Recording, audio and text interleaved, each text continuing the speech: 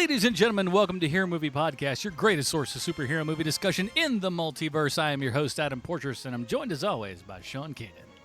Heidi likes glitter.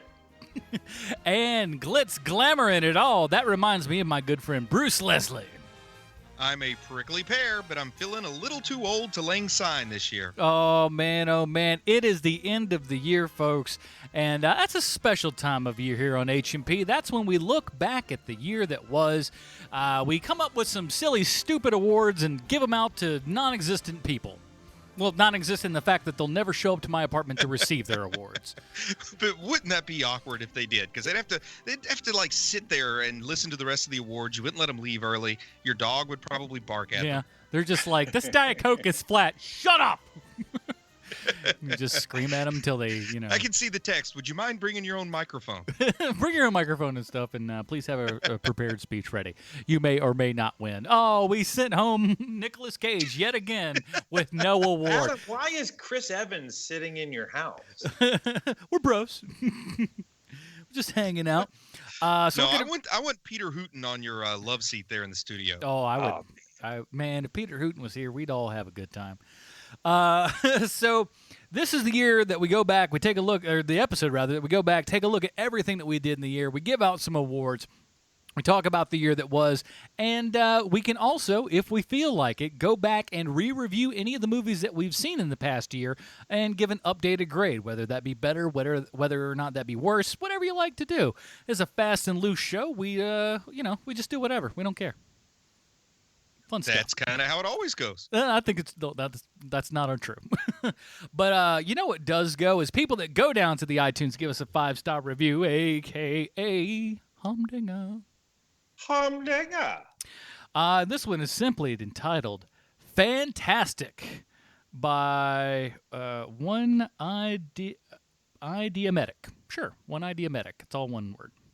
And short, sweet, and to the point. I absolutely love it. I can't stop listening to this podcast. Amazing. Shut up, Siri. I don't know why she thinks I'm talking to her. She goes, was that in the review? No, she just goes, hey, do you want me to do a thing? And I'm like, no, I'm not. I'm reading iTunes. I don't know. I'm sure it's Steve Jobs' ghost coming back to haunt me. But no, thank you for that review there. We appreciate that. Rocking another 5 stars. We really enjoy it. And thank you to everyone that does that. It just helps this place, kind of get a little bit better. And it's all because of you guys, man. We really appreciate that. Thanks, everybody. So we've had a pretty good year here. A lot of good stuff, a lot of movies. And, man, 2017 doesn't look like it's stopping. I mean, when we started this show, I mean, this is we're coming up on year number 3 here. We thought, oh, we'll just do an episode, maybe twice a month, and we can't even fit in all the stuff that we want to fit in now. And I think it's probably fair to say that we have more listeners now than we did this time last year, and the same thing for the year before. So thanks everybody for jumping aboard. Yeah, absolutely. We're watching them numbers grow every single month, and it's because of the iTunes. It's because of you guys going out telling friends and that's the big thing, too. And I always tell people that, they're like, oh, well, I don't have iTunes. And that's absolutely cool. I know a lot of people that just hate Apple and iTunes and all that kind of stuff. Totally understandable. In that case, just tell a friend, man. Because if you're a nerd, chances are you got a nerdy friend over there, too, that, likes this kind of garbage. So that's what we like, man. Yes. So let's. So like I said, we got a lot of awards and whatnot to give out. But let's kind of give an overall impression. I mean, Bruce, what'd you think of 2016? Cinematically and television speaking, it was a great year. Yeah. Oh, please, only referencing what we've covered on the show. The outside world, that can all take a break. But as far as H&P is concerned. I liked the Super Bowl in the beginning, didn't like how it ended. And then all the football games since then have been mostly disappointing. I could see that. All of that is true. This year we got a really great addition to Star Wars. That was great. We got a Deadpool movie, the Deadpool movie that we all wanted. That was awesome. And Civil War was awesome also. I mean, those are some big highlights right there. Yeah, I'd say that's the biggest thing is that, we finally had I think one of the big things was we finally got a Deadpool movie, and it was as good as you wanted it to be. And that's what was really surprising, and that people can't stop talking about it, and that they're already rolling into, number 2 and everything. I think that's such a good sign for where stuff is going, and, hopefully, look, I mean, you even got people like Jennifer Lawrence is going on a big kind of press tour and everything with Chris Pratt for Passengers, new movie coming out. And her big thing is like, I don't want to be in no more X-Men movies. I want Mystique to be in Guardians of the Galaxy. And it's like, I like that even idea. she's just like, look, man, I'm done with this universe. I want to go have fun over with Marvel proper. That's saying something. And I'm just like, and I would like a Mystique that would actually be blue for over half the movie. We all don't get what we want, Jennifer. You with the Mystique, man. I'm just saying. The first we reviewed the second X-Men movie this year, and in there's a line, or was it the second or the first one? Either way, she goes, "Hey, if there's the second one. She's talking to Nightcrawler, and she goes, "Well, you don't have to." He's like, "You could look any way that you want to. Why would you want to look like this?" And she goes, "There's no reason I should have to look any other way, and they should get used to me, not me having to conform for them." And Jennifer Lawrence just goes, "I don't want to be in makeup for 5 hours a day." Yeah. Boo-hoo, Jennifer Lawrence. You get a lot of money, so suck it up, Buttercup. I'm just strong words from Adam Portrais, everybody. Yeah, take that one to the bank. Though if she came here, Now I'd she's gonna probably be stop like, I returning love your your calls, stuff, Adam. man. Yes. Now she won't return any of them. Drat. So year-end 2016 here. Let's get with a couple of categories here. So first up, we have best/worst acting. So this is the best/worst acting that you could possibly have. A lot of people go like, "Man, I love great acting. We celebrate that in the Oscars and stuff all the time." No one actually celebrates the people that absolutely stink at their job. So this is always my favorite category too, because I love those people that just put a little extra ham in their acting. Yeah, I mean this is the category that is specifically Bruce Leslie all day. This is his most poignant, I believe. So the nominees are Michael Pataki as Captain Barbera in Spider-Man 1977. Great episode right there. Oh, this is a tough one. Nicolas Cage as Ghost Rider. I told you he didn't show up to the couch again. Very disappointed. Or Matt Frewer as Dr. Russell in Generation X. This is a tough one, man, because we had a lot of high-ranging performers right here, man. Three very different acting adventures, if you will. So let's say who wants to go first? Sean, what say you? I'll go first because this one's easy for me. Michael Pataki all day. Are you kidding me? He's the second best thing about the 1977 Spider-Man movie. The first one being how awesome the Spider-Man special effects are. Oh, boy. You guys know how much I love that movie, and I cannot wait to watch more of them. I cannot wait because I enjoyed myself so strongly. And I hope that Michael Pataki takes a bigger and bigger role with each movie. It's Michael Pataki all day, man. No one is a bigger cheese ball and the kind of cheese ball I love than him as the cop in that movie. So good. Yeah. Now, Nicolas Cage is Nicolas Cage in Ghost Rider, and I love a crazy, wacky Nick Cage performance. But if I'm going for one that just goes full Nick Cage, as I like to call it, I'm going to go Wicker Man. You know what I'm saying? That's just like a level with which, and while he has some crazy stuff in the Ghost Rider movie, it doesn't come like a quarter of close to where like Wicker Man goes. So as much as I love hating on Nicolas Cage in a lot of ways, that's not a place to go. Matt Frewer, he does basically do a what's his nose there from the Max Headroom? Max Headroom, yes. So he does a Max Headroom there yet again, kind of in this performance. It's a little bit wacky, it's a little bit weird, but Sean is right. I mean, as bad as Michael Pataki's acting is, it's also so bad it's good. Just chomping on the cigar, saying nonsensical crap. You almost wish he was playing that character and J. Jonah Jameson. That's how much that guy brings to the table, man. And so he gets my vote. Enough with the cauliflower. And, I'm a connoisseur. I'm a connoisseur of this kind of performance. And I like to think that I'm an authority on it. And I do consider myself to be the definitive source for judgments on hammy acting, this best worst acting stuff. And what I say, that the basic rule, the only rule you got to follow is what you lack in talent, make up for in enthusiasm. and nobody does that better than Pataki. So this is, hands down, 3 upvotes for Michael Pataki. Yeah. Nice. That's how I approach my love life as well. I just make up a lot of it in enthusiasm, so don't worry. Yeah, it's like my singing. What I lack in talent, I make up for in volume. That's good, man. That's what I always say that about people that do, karaoke and stuff. It's like, even if you like really, really stink, if you give it all and just commit to it, even terrible karaoke can be great, because it's just like, you don't care and you got so much conviction that you just kind of go for it, and you embrace the suck, if you will. So I dig that. Next up on the docket here is Best Animated Movie, i.e. the Keenan Award. Yes. The first member of the crew to get an award named after him is Sean Keenan, so I think we should let him go last. Yeah. So this is one that so we review a couple of these animated films, most of them DC direct to home video and everything. And Sean don't like them most of the time, and usually he excoriates us for having to actually watch them. Sometimes we can't blame them. Sometimes we go, "Oh, you're a little bit too harsh." But let's see how this year stacked up. And the nominees are Batman: Bad Blood, Batman: Return of the Caped Crusaders, and Batman: The Killing Joke. This should be called the Batman Animated Award. Yeah, I really tried to squeeze that Doctor Strange movie in, but I just couldn't do it. No, you can't. It doesn't, because it doesn't belong in this pantheon of Batmans. So I'll go first with this. Batman: Bad Blood, I forgot was a thing that we did. It's definitely the third horse in the race. It's just so forgettable. Damian is just a little whiny turd in it. You hate him. You hate the whole thing.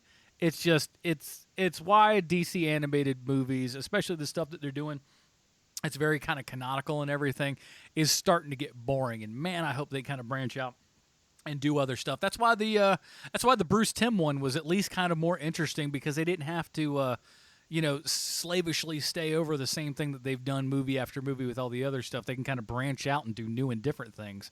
So boo to that movie. Next up, of course, Killing Joke. Killing Joke I liked. It was fairly, save for the first half to maybe a little bit less than half of the movie with the whole Barbara Gordon edition thing. It's decent. I liked it well enough. It's a pretty close adaptation to the book itself, but maybe just didn't get to where it actually needed to be. In the theater. And honestly, I'm sorry to cut you off, but the biggest appeal was Mark Hamill and Kevin Conroy coming back. Oh, to the yeah, roles. exactly. And those were the two where you're just like, man, oh, man, I got to get in on this one, and because those two are the best.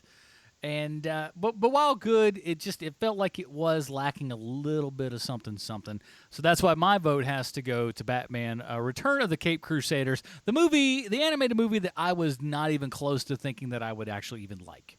But went to see it in the theater, and that was the funny thing. We saw The Killing Joke in the theater, and that place packed to the brim, right? But we go to the Caped Crusader animated one, and nary a soul to be found. There's only a couple people in there, and that was a far superior film. It knew what it was. It had a lot of fun with what it did, and man, I can't believe it. I had such a blast at that thing, man. It was the Batman animated movie we deserved. Bruce? Well, this is really just a two-bat race. Bad Bloods can't hang with them. But I think for me, it was a lot closer between The Killing Joke and The Return of the Caped Crusaders than it was for you. Pretty much neck and neck, both of them. It's the voice talent that was the biggest draw, but I think the Caped Crusaders had a little bit more humor in it. I think it's fair to say not a whole lot of laughs in The Killing Joke. So I'm going to go with Return of the Caped Crusaders. Though there were a couple of additional laughs in the thing that were very Brian Azzarello, I believe. But, Yeah. But, yeah, definitely a little bit on the darker side, no doubt. Sean, which of these movies did you hate the least? Well, first of all, let's go through them. So Bad Blood is a horror show. It's pretty it was atrocious. Awful, and this is one of the reasons why I hate when you guys are like, hey, let's see this new cartoon. no thank you. That movie is awful, and it's the worst of the worst, because it takes itself way too seriously. The story is off. The animation is terrible in it. Like there's so much wrong with that movie, and I can't stand it. So that's first off. The Killing Joke, I'm going to surprise you guys with, because I saw that extracurricularly because you guys had already. Wow. Yeah. Oh. Yeah. And I watched it. I liked it. I thought it was pretty good. Yeah.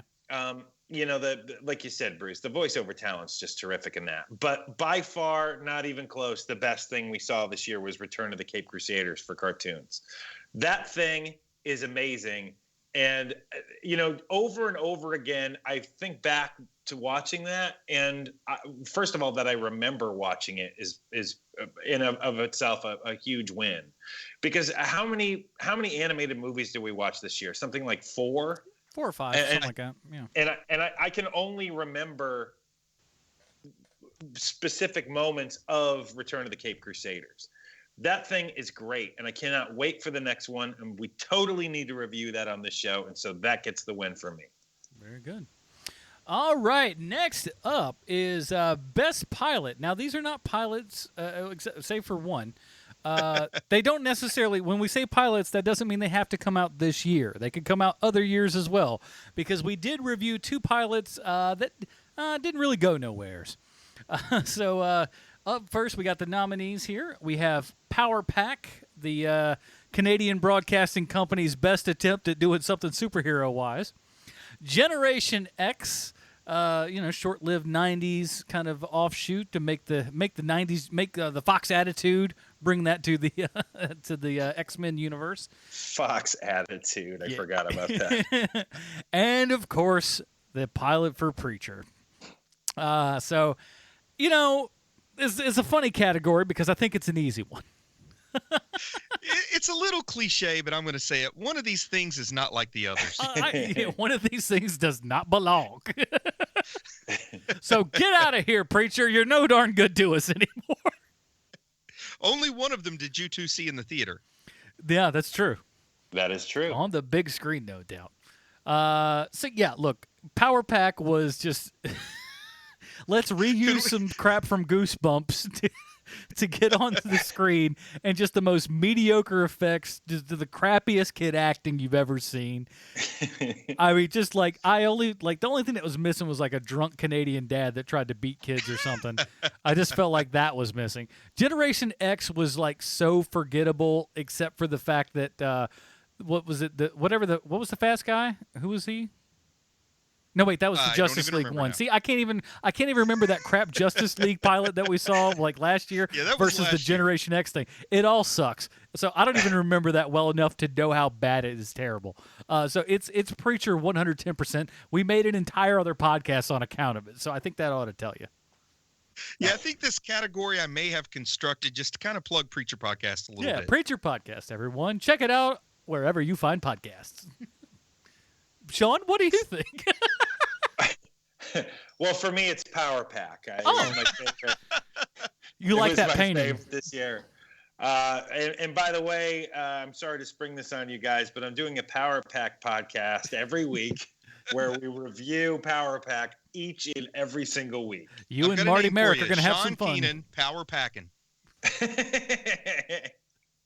The only thing I can remember about Power Pack is the kid falling in the sink and the Stallone connection at the end. That's the only 2 things I can remember about that movie. Of course, it's Preacher all day, man. And Gen X, the only thing I remember is the thing I remembered from when I was a kid, which was the Matt Frewer stuff. Yeah. Gosh, that thing has gone in and out of my brain so fast. I'm desperately trying to think about. Like, I remember Matt Frewer just running around. That's it. Everything else in there's a shoulders blur. in his jacket. He did. He had huge shoulder pads. Bruce, where are you going to put your vote, Bruce? Well, I feel bummed that I wasn't able to make it to New York to see the premiere with you guys, but it still looked pretty good on my home TV here. So I'm just gonna cut to the chase and vote for Preacher, and let's move on for this ridiculous category. I don't know what you're talking about. All right, next category up is we got Best TV Villain. Got a couple of good choices here. Marshala Ali. I can't do it. I'm sorry. As Cottonmouth and Luke Cage. Actor's name withheld to avoid spoilers. as Zoom in The Flash season 2. Oh, that's good. Good job there, Bruce. I like that. Yeah, really nice. Forward thinking. I'm a little more sensitive to spoilers lately. Yeah. And the last one here, Jackie Earle Haley as Odin Quincannon in Preacher. This is a tough category, man. There's a lot to meat to chew on in this category. Keenan, what do you got for us? Man, Cottonmouth. Cottonmouth was such an awesome bad guy. I don't know if you guys remember just the sheer joy of having such a great bad guy on Luke Cage this year. That first half of Luke Cage is some of the best superhero anything. And it's all due to the bad guy. It's the part of superhero movies. It's the only weak spot to all of this Marvel stuff. Mm-hmm. Is that they don't have great bad guys in the cinematic universe, but they have some really solid bad guys in the Netflix universe. Yeah. It's a shame how stark that contrast is. Yeah. All right, Bruce, what do you got? Well, I've got an emotional choice. Emotionally, there's no question. You guys know how I feel about Jackie Earle Haley. You know how I feel about his performance as Odin. I even liked him as the bad guy in that Tick pilot that didn't make the cut for Best Pilot this year. But we'll be going to series, so don't worry, kids. There'll be more of that crap for us to watch later. Oh, has that gotten greenlit for series? Yep. Yes. I did not know that. But the objective choice is, let me try his name, Mahershala Ali. Cottonmouth was just phenomenal. You felt his absence when he was gone from the last half of the series. There's no way I could vote for anybody other than Cottonmouth in this category.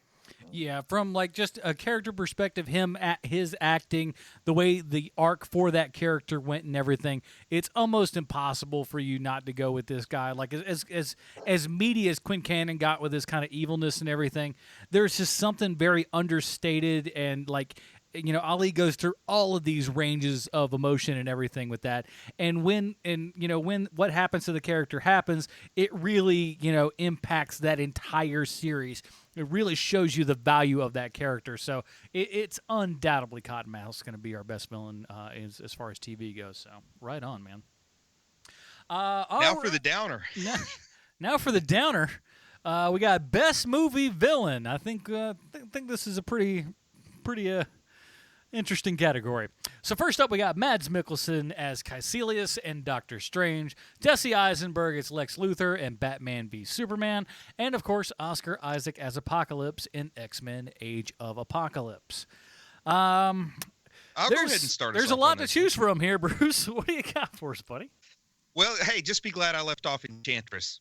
Oh my goodness. But Mads Mikkelsen, I like the guy. I think he's a darn good actor, but he wasn't given a lot to do in Doctor Strange. He really wasn't. He had one really cool line, in my opinion, but I felt like he was underutilized. I did not care at all for Eisenberg at all. I thought he was the worst part of a movie that had a lot of things to complain about, at least from my perspective.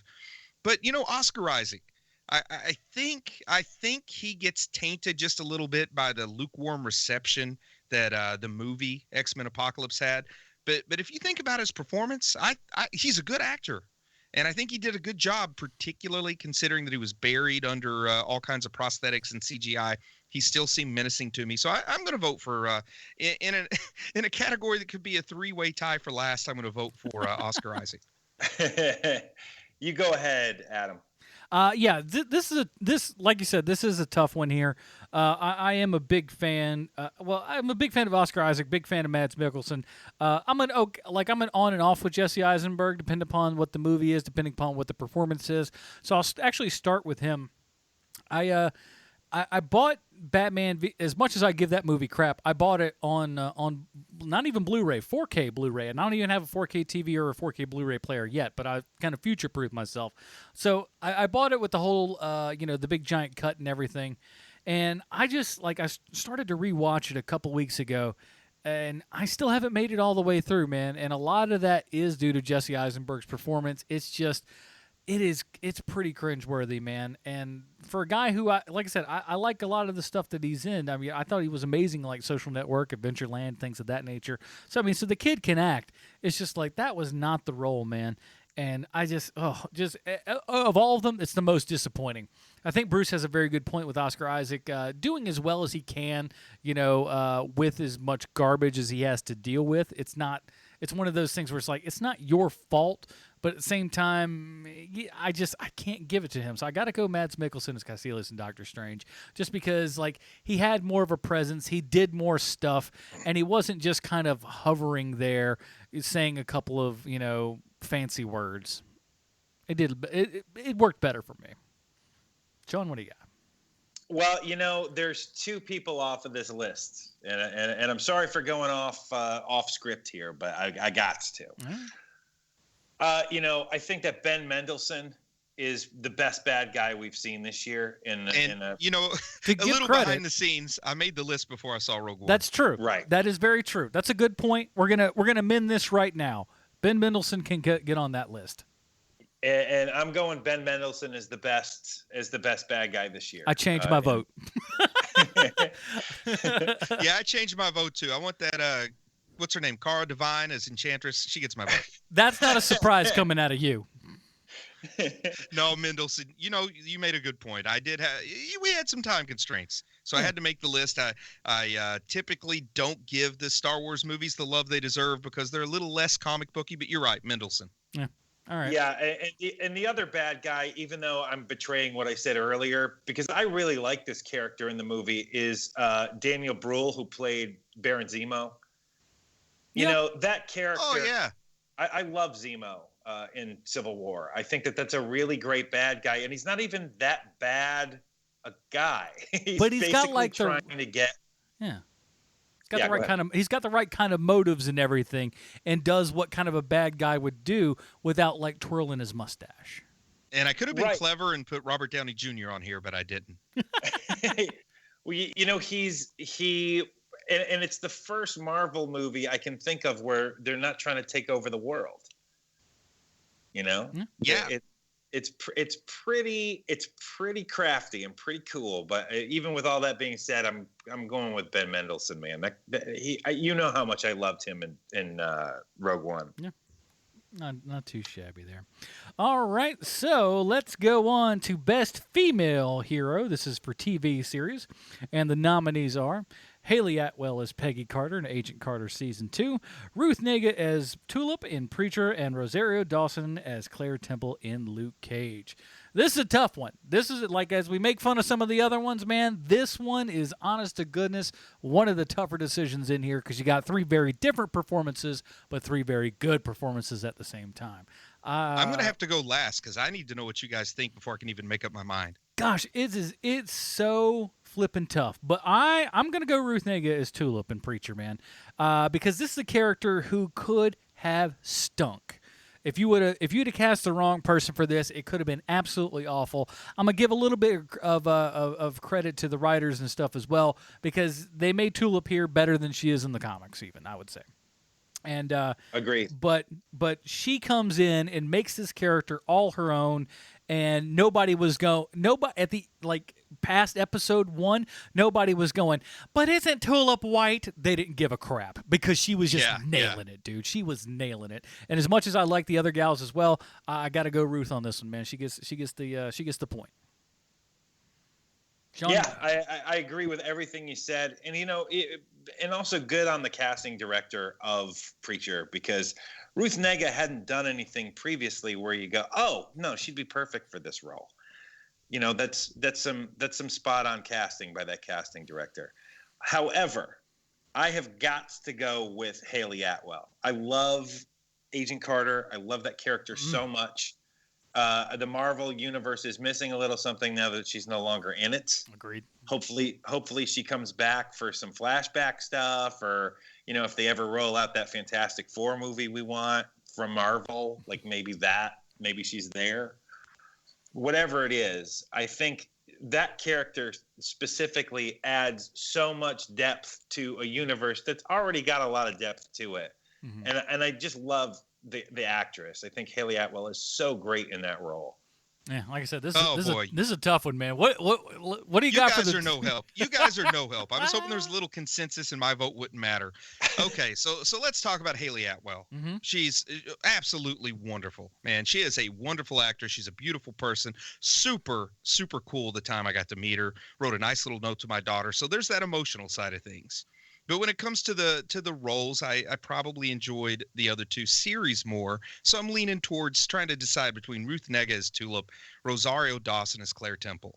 And, with Ruth Negga, one thing that's sort of meta knowledge that is hard to take out of the equation, but just knowing how she sounds in an interview when she's herself and she's not Tulip, and then seeing how she is a totally, totally different person as Tulip, that's what an actor's supposed to do, right? Become a different person. Mm-hmm. Now, Rosario Dawson, I feel like her performance as Claire is a little bit more nuanced, but also it's a little more Rosario Dawson. I mean, I love her. I love her incredibly, but just the transformation with Ruth Negga, I gotta vote for her, man. If I didn't know anything about her and just saw the show, maybe I would lean a little bit more towards Claire Temple, but I'm going Tulip here. Here's my thing, and here's if anyone doubts this, just go watch that World of Warcraft movie. You'll go like, wow, she's good, because that movie stunk, and she plays an orc. She was even all right in that. That movie was just holy smokes on a half shell, man. That thing is bad. All right, moving on. Next up, we got let's see, Best Female in a Movie. And the nominees are Gal Gadot as Wonder Woman in Batman v Superman, Margot Robbie as Harley Quinn in Suicide Squad, or Tilda Swinton as the Ancient One in Doctor Strange. This is a tough one because, again, we have very different performances from very different actresses and different links with which they're in said films. Anybody got a front runner? I'll start us off on this one. I'll start us off since I went last on the previous right. category. Clearly, I think that Gal Gadot is incredible as Wonder Woman. I didn't think that an actress could pull that off. Margot Robbie is probably the best thing about Suicide Squad, and I loved her performance. She's really good. Tilda Swinton, not necessarily the best thing about Doctor Strange, but she brings a certain nuance to that character. I'm using that word again, but I find myself curious. Like there's more to this character that I don't know, that I want to know, that is told to me entirely by Tilda Swinton's performance. And you know what? To be fair, if this were a boxing match, Tilda Swinton's a heavyweight and the other two are middleweights, you could say. So it's almost not fair to put them up against her, but I'm going with Tilda. Okay. Keenan, what do you got? Lust wins out in this one, guys.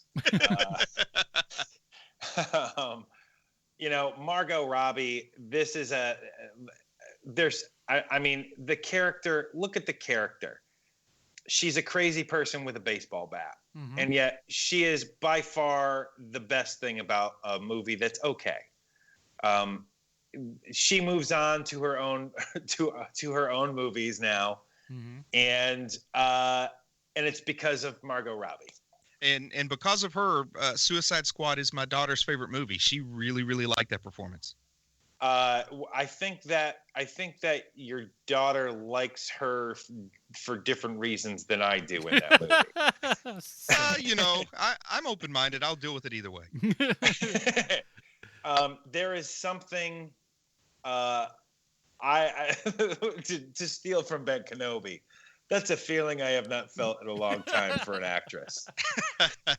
It is amazing, her performance in that movie. And I am not affected by that kind of performance anymore. I'm just not that guy. Wow. So I'm guessing all day for me. I'm guessing I'm the only one with a Tilda Swinton pinned up in my bedroom. No. He's like, mine's on the back of the bathroom door. What about it? That's a good me. So yeah, this is again, like I said, this is a tough one here. I think Tilda Swinton, while a great performance and everything, it's almost too nuanced to be great. And there's so many things that Tilda Swinton's been amazing in. This kind of falls in the lower registry for that kind of stuff. Gal Gadot, loved her. Can't wait to see what she's going to do in that Wonder Woman movie. But as great as she was, as much as she gave to that, and at the end of it going, man, I wish they would have had some more Wonder Woman in that flick. Can't in good conscience give it enough because there's just not enough performance in there. Margot Robbie's just got to be doing it, man. I loved her since Wolf of Wall Street. Everything that she's coming in, she's just great, and I like everything that she's doing. She's one of these people that even outside of being good looking, which she's extremely good looking, you can't take your eyes off of her because there's something magnetic about what she's doing on screen. Whatever movie she's in, it's the shorts. I'm saying whatever movie she's in. Yeah, I mean, I saw her in Whiskey Tango Foxtrot this year, and she's great in that. Oh, she's amazing in that flick. She was great in that. She was great in The Big Short, sitting in a bathtub talking about economics. I mean, what come on, forget about it. So Margot Robbie wins that one, hands down. Sorry, Bruce. That's all right, man. That was my emotional vote. That's what these are all for, though. All right, on to Best Male Hero in a television series. The nominees are Mike Coulter as Luke Cage in Luke Cage, Dominic Cooper as Jesse Custer in Preacher, and John Barathol as the Punisher in Daredevil Season 2. Again, another strong category of people here. I'm going to go first. We made an entire show about Preacher because we thought we'd love the show. Turns out we do, and that's a good thing because that that means our podcast can go on and we'll be happy about it and not stewing. So that's a good thing. I absolutely love Mike Coulter as Luke Cage. From a guy that I wasn't too awful familiar with coming into it, I wasn't quite sure how he would do, but man, he truly makes that role and everything. But I'm telling you, somebody that I thought could possibly ruin the role of the Punisher and John Barathol, because he plays a good psychotic person. I'm like, this could either be really good or really bad, and I'm super, super stoked that it turned out to be really, really good. And it was so good, in fact, we're now getting an originally unscheduled Punisher Netflix series in and of itself. I mean, that's a really bad idea. And I'm gonna reference Sean Keenan here and saying, and because this is a quote, we can go back and look in the tapes, if you will, that you said, I would never been looking forward to actually seeing a Punisher thing, but John Barathol as Punisher, you even said that you would be looking forward to that more than you ever thought you would have in the previous path. So that's how I say this has to go to John Barathol as the Punisher in Daredevil Season 2. Bruce. Oh man, Michael Coulter, so much overshone by his co-star as Cottonmouth, so I just can't vote for him. Barathol was good. The Punisher's a tough character, and he managed to pull it off. So he deserves, it's an honor to be nominated, Mr. Barathol. But this is Dominic Cooper's award. For me, there's no two ways about it. Jesse Custer, the titular character of Preacher, managed to make me love the character, hate the character, then love him again by the end. Pulled it off well. And all the things I said about Ruth Negga transforming, you can go back to that same movie, World of Warcraft, and see what we're talking about with Dominic Cooper as well. Jeez Louise. I just want to get it across to everybody. Don't watch that piece of garbage. I kind of liked it. What is wrong with you? I don't tell people I liked it. I generally keep it a secret, but I kind of liked it. You just told thousands of people. Good job. I haven't seen it, but I can see where people would like that movie. Whew. All right. For me, Coulter's awesome. Mike Coulter is awesome as Luke Cage. He might actually be the linchpin of the Netflix universe when you think about it. And Barathol was great as the Punisher. You know how I feel about that character. I have made my thoughts known on that. But come on, man, D. Coop, you got to go with D. Coop in this. Dominic Cooper, he's not even the same person from Agent Carter to Preacher. Yeah, and he could easily have been nominated as Howard Stark. Yeah, he is a chameleon, basically. He doesn't even look like the same person. And for years and years, we've talked about, and I think I've even been on Bruce's podcast, Heroes and Villains, talking about this, that the two most important things to cast for me as a comic book nerd are how you cast Jesse Custer and how you cast Yorick from Why the Last Man. Those are the two most important casting decisions you could possibly make. And they absolutely nailed Preacher on this. They killed it. And Cooper, I cannot wait to see what he's going to be like next year, because he's going to be a completely different character than the character we saw this year. I mean, it's going to be it's on, and I cannot wait to see it. And that's the thing. I can't fight you on these points at all, because, like I said, it's a very close second. So I mean, yeah, I'll definitely go in on that one. Got my hand to my heart, hoping they do half as good a job with Yorick. Oh man, you're not. Which, by kidding. the way, Even go ahead. I'm sorry. No, I was going to say, even if they do a half measure on that, at least it's a half measure, and not bringing in who they were talking about bringing in when the Why the Last Man, the rumors that it was going to be a movie, and they were talking about bringing in Shia. You don't bring in Shia for that. Oh no Stanley Yelnats in my Why the Last Man. Absolutely not. So speaking of which, let's go ahead and do this for some folks that might not have heard. We're going to be doing a Why the Last Man podcast. The show hasn't assuming the pilot gets picked assuming up. the pilot gets picked up. But we can almost, like, at this point, I feel it's almost assured that it's going to get picked up.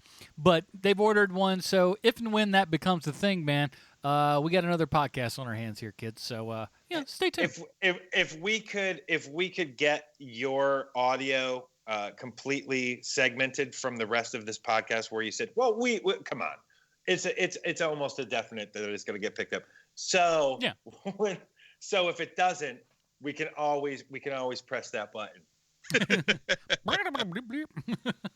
All right, on to the next category here. We got Best Male Hero in a Movie, and the nominees are Ryan Reynolds as Deadpool in Deadpool, Benedict Cumberbatch as Doctor Strange in Doctor Strange, and Will Smith as Deadshot in Suicide Squad. So here's the thing, man. I'll be honest, I was sincerely surprised with Will Smith as Deadshot. I mean, I like Will Smith as an actor, but he can come off like he usually plays good guys, let's be honest.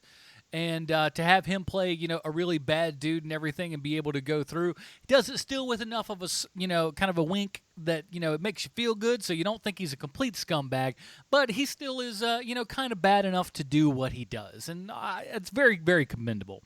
But really the tough one, but he is third banana in all this, if we're completely honest. Benedict Cumberbatch could not have done much better as far as Doctor Strange goes. I think he did a really fantastic job there. People complain about the accent. As I said during that review, I don't have a problem with that at all. I'm super fine with it. But ultimately, you got to go to Ryan Reynolds as Deadpool, man, for just a great performance, super fun all around. You can watch that movie over and over and still have a blast with it. And it's because of this guy, not only his acting, but really his just commitment to making the movie what it's supposed to be. And I think under the reins of anyone else, it could have turned up really, really crappy. And but I got to go with Ryan Reynolds and Deadpool. I'll go next. Ryan Reynolds and Deadpool. That movie. Here's how good that movie is. My girlfriend, who is also her own person, my girlfriend today, by herself on her own, no prying, no prompting from me, watched Deadpool by herself. Wow, nice. And loves the movie. That is how good both Ryan Reynolds and the Deadpool movie are. It could be one of those things where Keanu Reeves is in Bill and Ted's Excellent Adventure, and it's the perfect melding of people. Mm-hmm. It could be one of those things where you can't have anyone else besides Ryan Reynolds in that role. That person doesn't exist outside of Ryan Reynolds. It's got to be Ryan Reynolds, man. I mean, Ryan Reynolds is Deadpool. You can bring in someone else to do it, and everyone's just going to always go, you know what? That's not nearly as good as Ryan Reynolds as Deadpool. It's kind of like where Joker is now with Heath Ledger. You're not going to beat Heath Ledger, at least for the next bunch of years, being Joker. You're just not going to do it. Heath Ledger is the Joker at this point. And Ryan Reynolds is Deadpool. You're not going to have another person come in and not have their performance judged by the expectation of what Ryan Reynolds brought to that role. Indeed. Bruce, what do you got? Okay. First off, I'm just going to say that I preferred Will Smith's performance as Deadshot to Benedict Cumberbatch. That's a little bit of a stretch because the Doctor Strange movie, much better, but I think that was the best performance I've ever seen out of Will Smith, understanding that I haven't seen the Concussion movie, so I don't know how he does in that. It's fair. But it's not the as good winner, as this. That's an afterthought. The winner's Ryan Reynolds. There's no other way about it. I knew last February that Ryan Reynolds would probably win this award. And not only did I know, but so did the Hollywood Foreign Press because he got nominated for Best Actor for this role as Deadpool. So I don't always agree with them, but I do in this case, Ryan Reynolds. Wow. All right, very good. It's Ryan Reynolds all around here. So we're going to skip ahead in my notes here a little bit. We're going to go for Best Sidekick. Ooh. The nominees are Brianna Hildebrandt as Negasonic Teenage Warhead in Deadpool, Richard Pryor as Gus in Superman 3, or Jeremy Irons as Alfred in Batman v Superman. I should probably start this one off, man, because I love sidekicks too. And out of these three, I don't think anybody gave me near as much joy. I'm going to stay on that Deadpool train. But Brianna Hildebrandt, never heard of her before, saw this movie. She won me over right off the bat. The character was written well. It was performed well. I think it was a type of character we haven't really seen a whole lot in these superhero movies. So, Miss Hildebrandt, huzzah. Huzzah indeed, Sean. Okay, there's one character that I think needs to go on this list. All right. And it's Sebastian Shaw as Winter Soldier, because Winter Soldier is a sidekick. Like it or not, he is a sidekick. You're right. I just didn't like him as well as I didn't like him that well. Well, I hated his guts, so forget that guy. I think he's a great actor. And as far as I'm sorry, who are the other sidekicks that you have? Richard Pryor is Gus in Superman 3, or Jeremy Irons as Alfred in Batman v Superman. Right. So it feels like sacrilege to say this. Richard Pryor should never have been in that movie. Richard Pryor was in a completely different movie than what everyone else was working on when they were doing Superman 3. That movie is just awful. I mean, it's quaint. I like it, but he is not supposed to be in that movie. Jeremy Irons is great as Alfred. I think that you and I, Bruce, are on the same page with this, where I like my Alfred a little bit tougher. I don't like the preening Mr. Belvedere type Alfred. I like the tough guy Alfred. I'm a sucker for a tough old man. I just am. Yeah. And so I like him in that movie.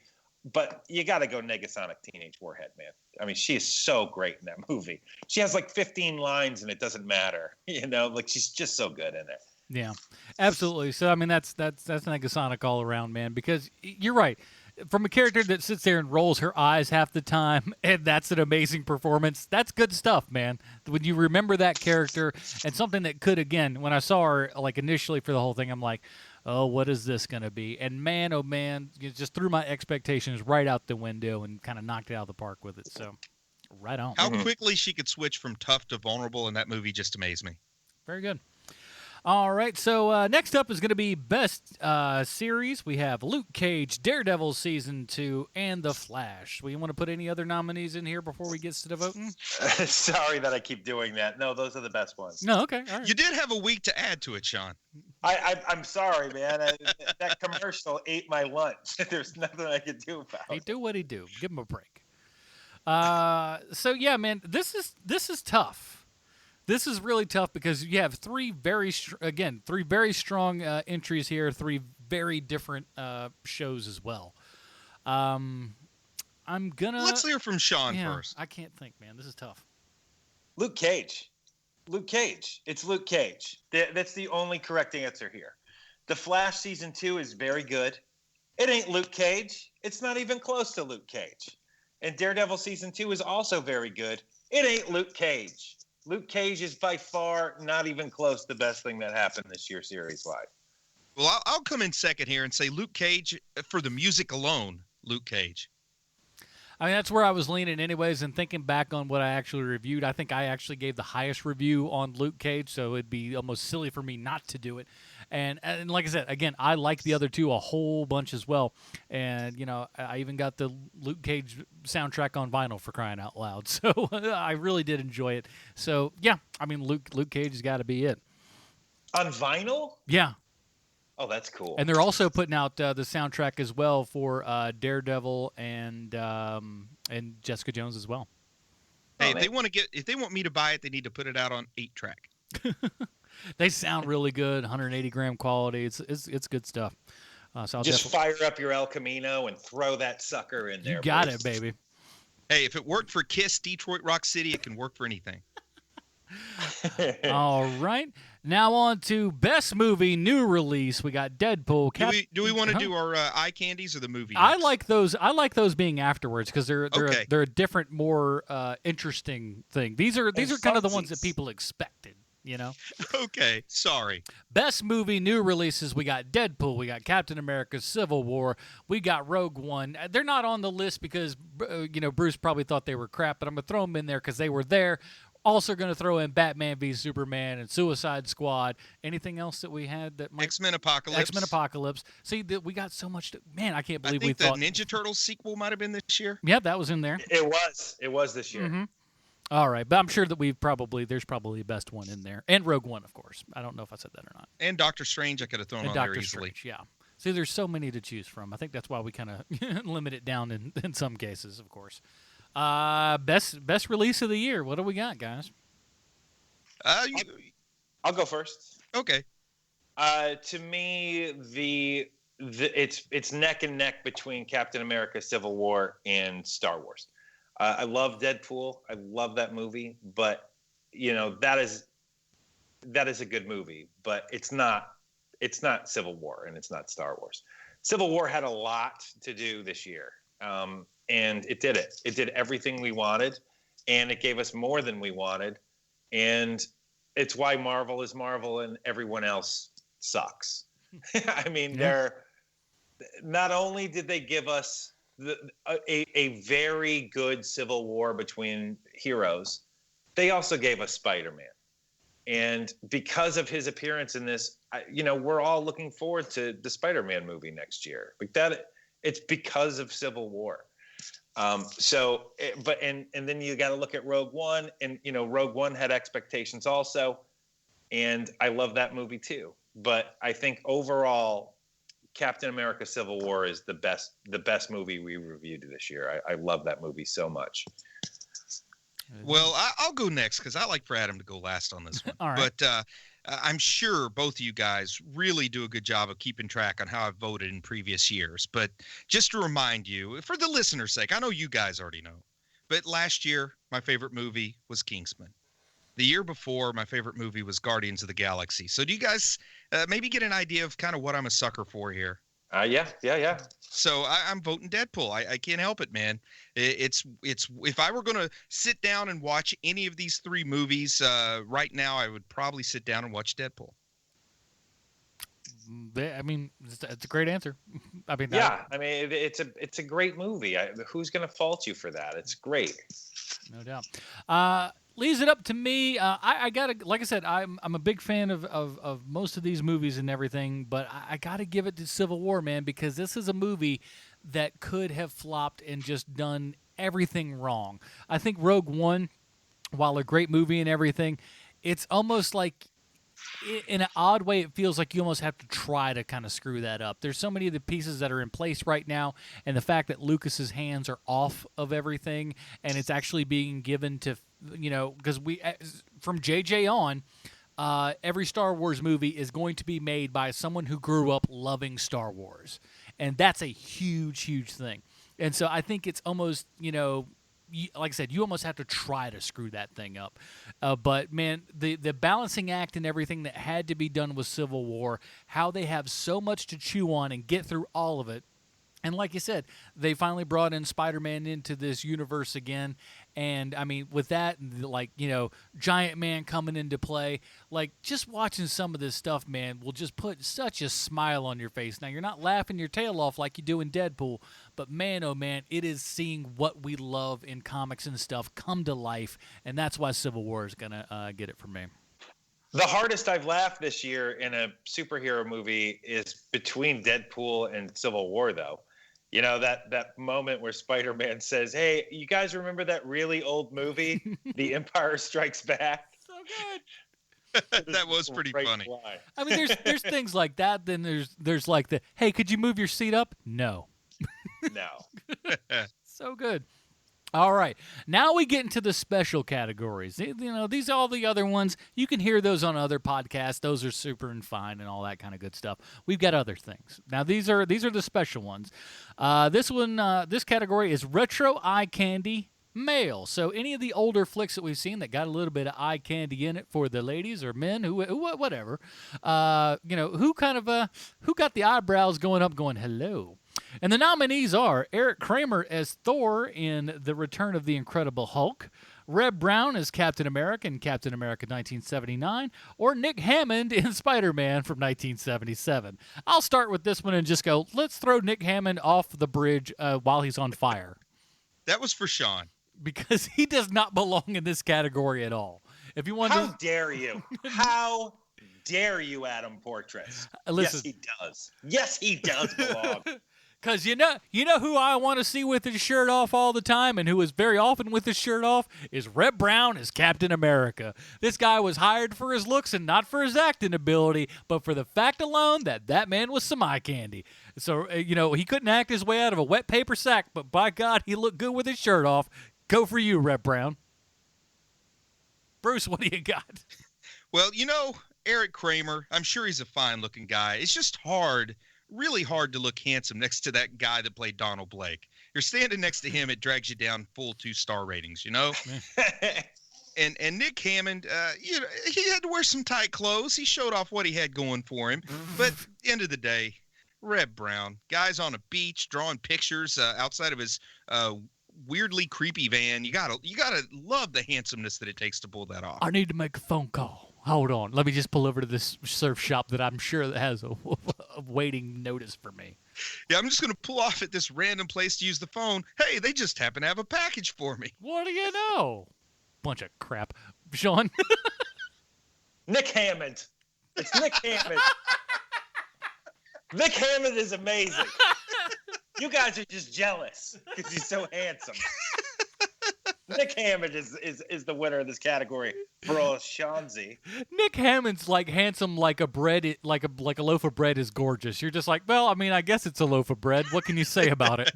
You know what? I bet I have said before, that loaf of bread looks gorgeous. It's a handsome loaf of bread right there. Oh, that is a good-looking loaf of bread, I thought. Speaking of good-looking loaves of bread, next category is Retro Eye Candy Female Edition. We got Jennifer Garner as Elektra in Daredevil 2003, Jessica Alba as Nancy in Sin City, or Rosario Dawson as Valerie and Josie in the Pussycats. Who wants to go first? I think Sean should go first. All righty. My favorite, but I have a soft spot in my heart for Jennifer Garner. Jennifer Garner looks like someone who can handle herself in a movie, or doing this physical stuff. I don't know what it is about Jessica Alba. I don't like her, and I've never liked her. I don't like her in anything she's ever done. She's pretty, sure. But should she be a superhero? No, she shouldn't. She should be like selling Revlon products. She doesn't look like... She does some of that, too. I'm sure she does. She's very pretty. But... Rosario Dawson is also gorgeous, but I just have a soft spot in my heart for Jennifer Garner. So I'm going Jennifer Garner for the retro. Okay. Bruce, what do you got? Oh, man, it's Rosario Dawson. Did you see? I ought to stop it. Did you almost do a humming? It was only a couple of weeks ago, man. It's amazing. It's world-shattering. I love Rosario Dawson. Okay. I love Rosario Dawson, too. Not in that movie. I mean, like, take nothing away. It's just like it's not the role where I just go va va boom. It doesn't work for me. And this is the category of eye candy, and that's got to make you. It's got to get your feelers up a little bit, man. You got to give a little bit of something in there. Well, can I, before you make your vote official, I just want to quote Sean here from a Stallone connection. Okay. He said that Rosario Dawson is made up of whatever sex he comes from. I think it was something like that. Something Sean. along those lines. Yep. That's true. Yep. They could have added another dash in that movie. That's all I'm saying. Jessica Alba, like you said, I think she's a good-looking enough lady. She couldn't act her way out of a paper sack. But the big problem here, as I've stated with the Sin City movies, ever since that one came out, not that she's got a lot happening, but if Nancy's not topless, it takes away from the role. I don't necessarily want to see what little bit, Jessica Alba has upstairs, but, not having that in there actually is more distracting than it not being there, if you will. So I got to go Jennifer Garner in Elektra, man. Like we said before, that's not a perfect film, but she carries herself really well, and she makes me think that Daredevil could actually, be in love with this chick, and that makes sense to me, and it works. So, yeah, Jennifer Garner, man. Yeah. All right, on to some special awards. Bring this one on. Here it is. This is the best recycling of Canadian children's programming. And that award goes to, let's put the envelope here.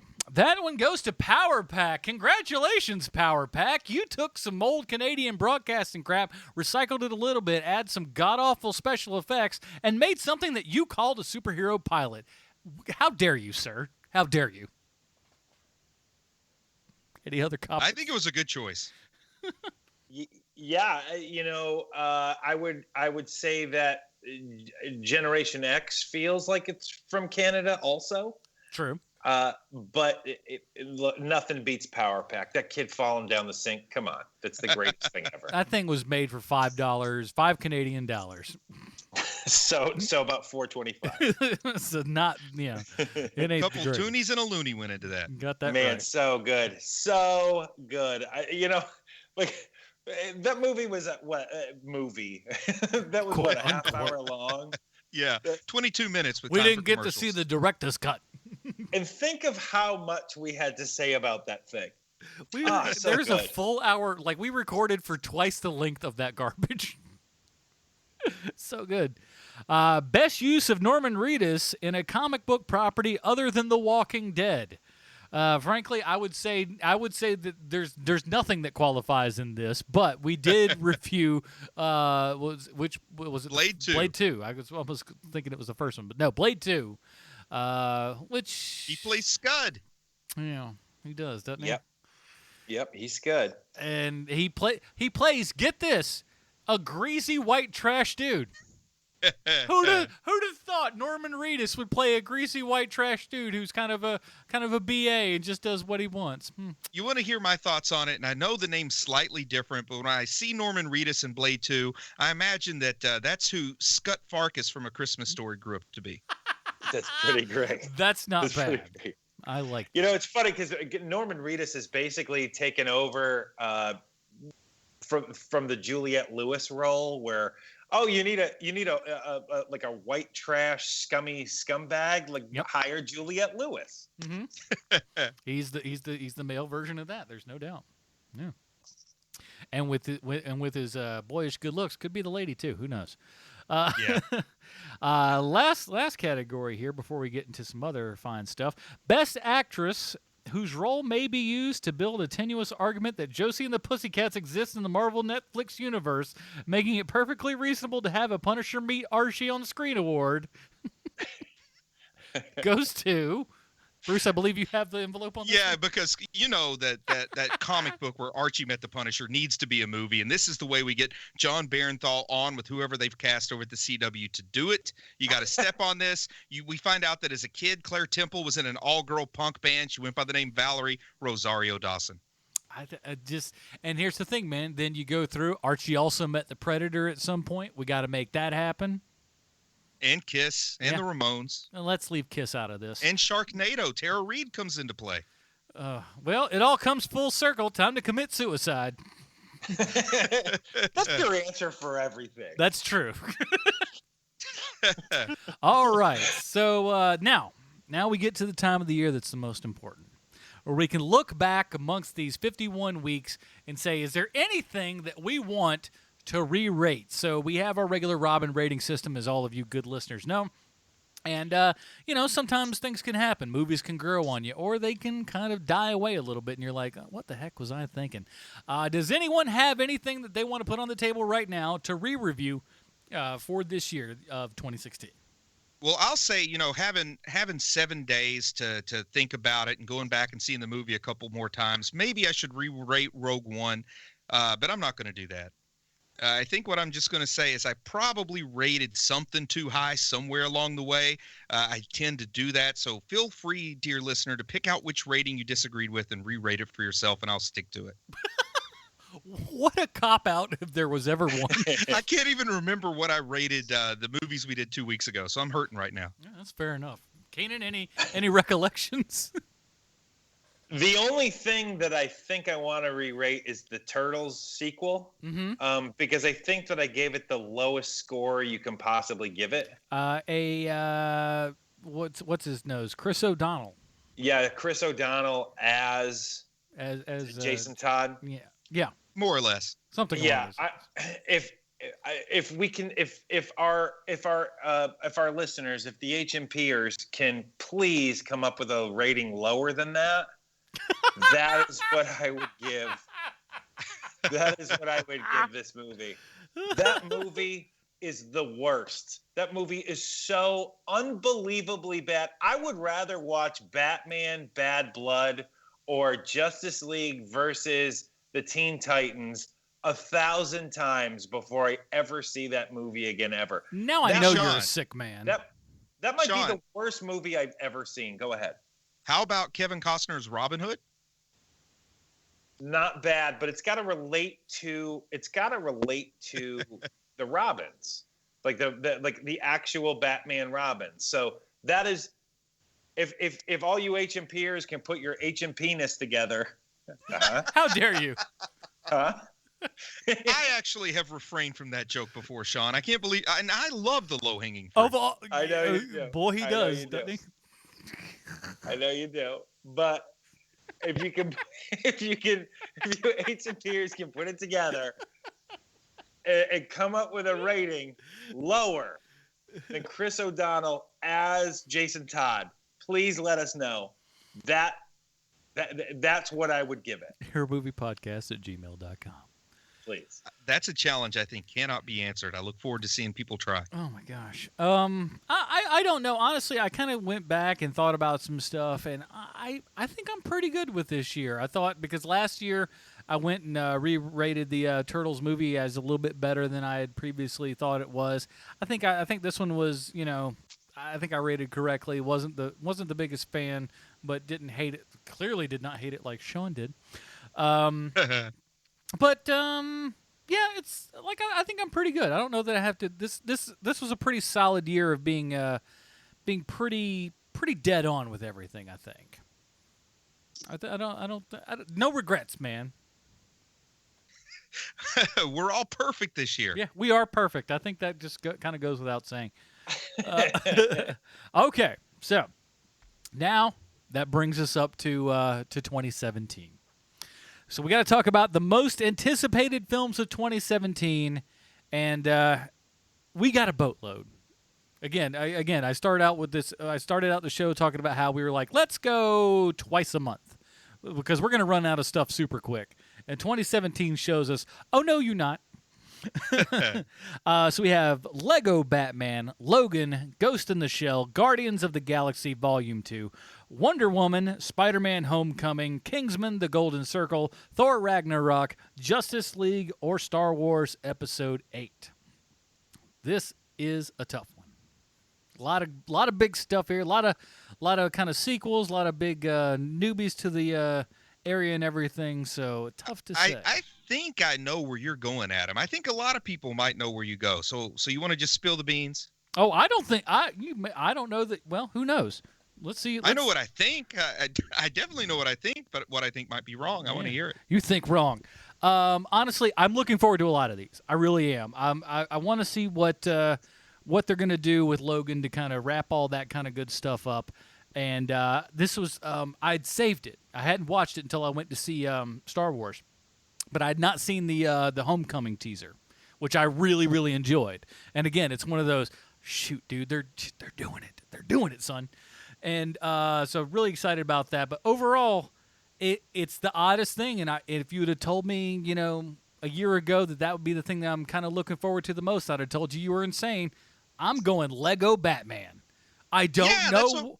That's what I figured you were going to say. I don't know why, but gosh, it looks like so much fun. Every little trailer that they put out just looks like it's going to be a blast, and I'm excited to see a ton of movies this year, but there's something special about that one that makes me think, well, this is going to be good.